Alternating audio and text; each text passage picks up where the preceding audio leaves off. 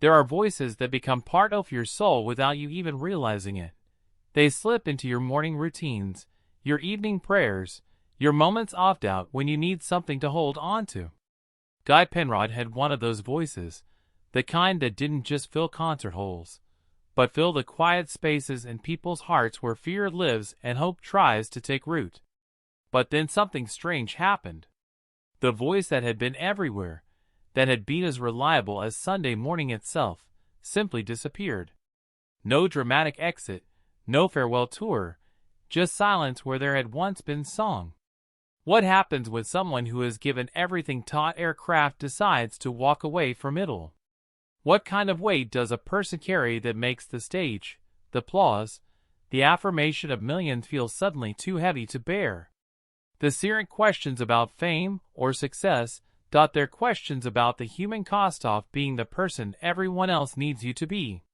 For years, the world wondered. Social media lit up with theories.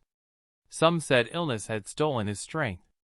Others whispered about scandal, or financial ruin, or a crisis of a so profound it couldn't be spoken aloud.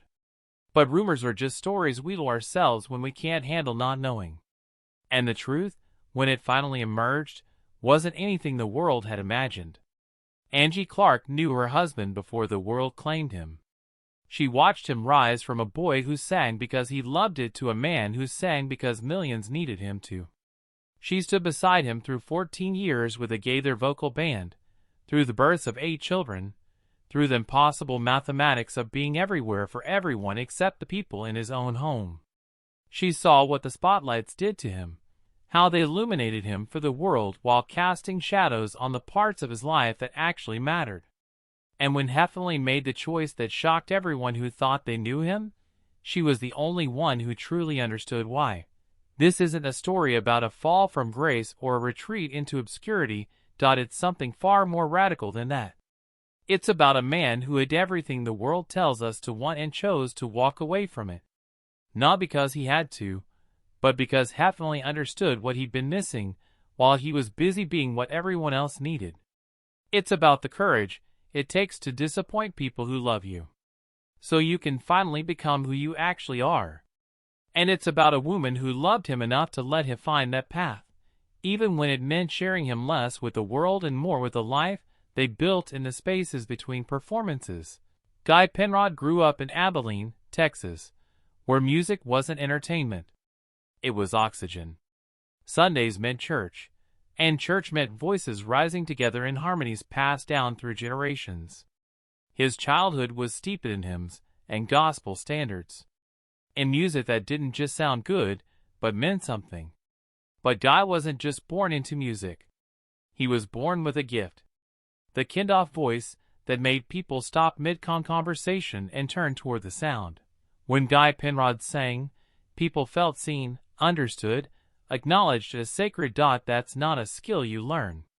That's a calling you either answer or run from. He answered it through young adulthood.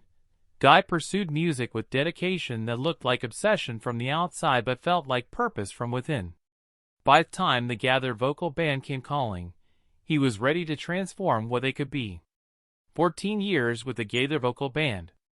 In those years, Guy didn't just perform. He became a fixture in the spiritual lives of people he would never meet.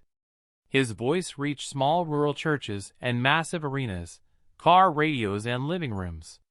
He sang at weddings and funerals, at celebration and desperate grief. And his voice always carried exactly what was needed. The awards came. The sold-out shows, the respect of his peers. But Guy understood the awards weren't the point.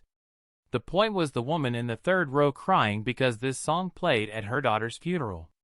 The point was the young man in the back who left with something stirring in his chest that felt like hope. The point was reminding people they weren't alone. That kind of ministry demands everything you have. It requires showing up night after night and pouring yourself out for strangers who need you to be strong when they can't be. And for 14 years, Guy Penrod did exactly that. Giving until he'd forgotten what it felt like to be on the receiving end of grace. While the world saw the performer, Angie Clark saw the man. They married in the mid-1980s and built a family together. 8 children, 7 boys, and 1 daughter. Their home became controlled chaos, beautiful mess, while one parent was frequently absent, and the other held everything together through sheer will and faith. The touring schedule was relentless. Weekends meant concerts, which meant Guy was gone when most families create their memories. Birthdays got missed. School plays happened without him.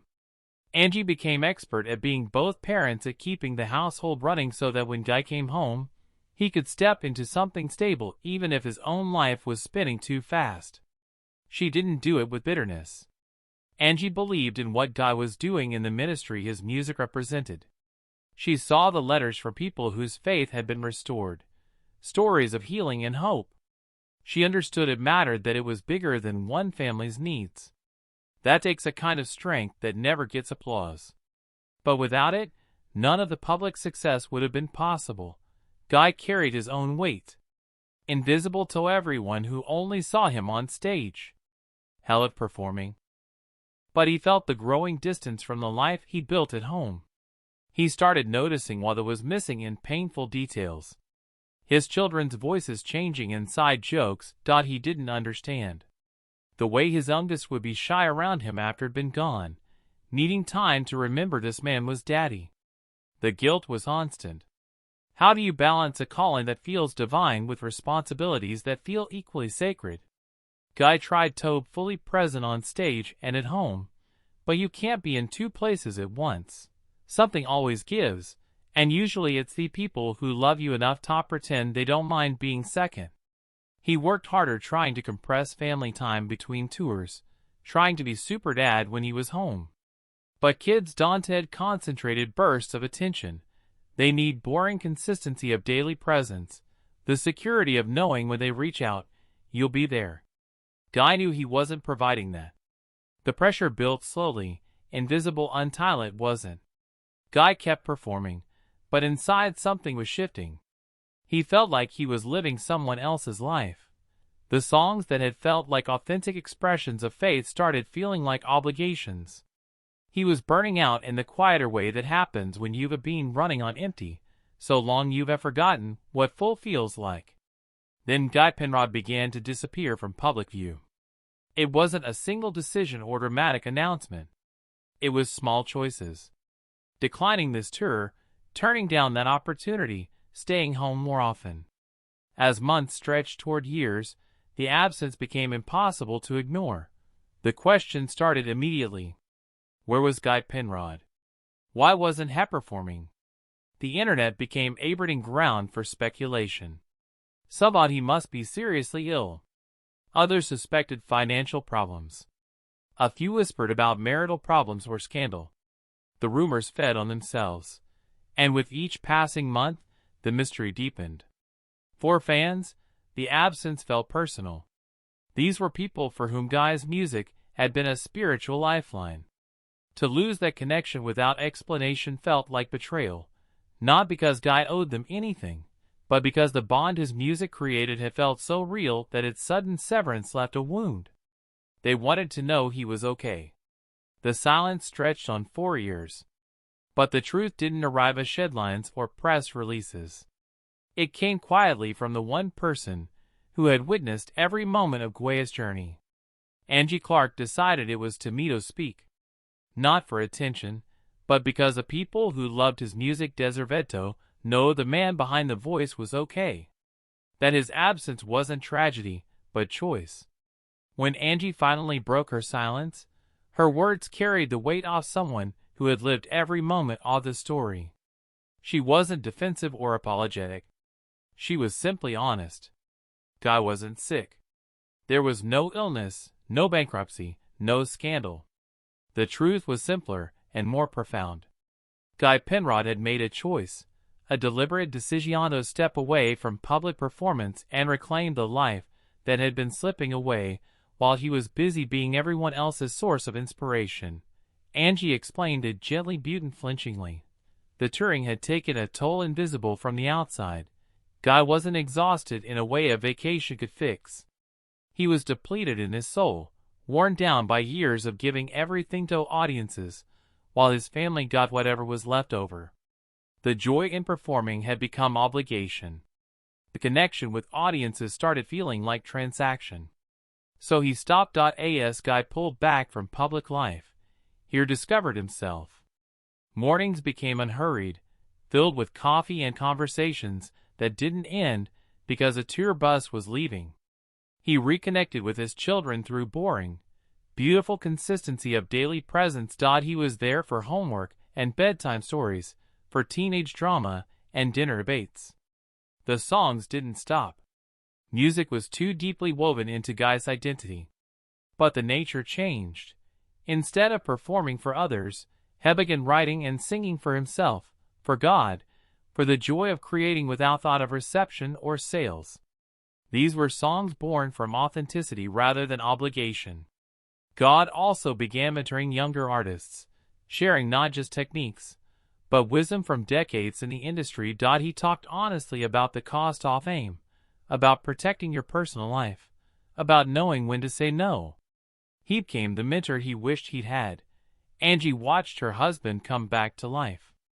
The tension in his shoulders eased. The distraction in his eyes faded.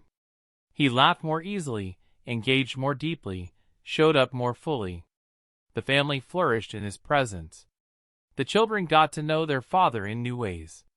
Seeing his humor, wisdom, vulnerability, the home became truly theirs together. For fans, Angie's explanation offered unexpected inspiration.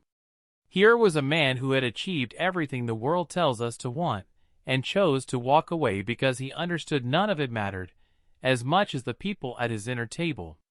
He redefined success on his own terms, measuring it not by applause, but by presence, by relationship, by depth of connection. The lesson in God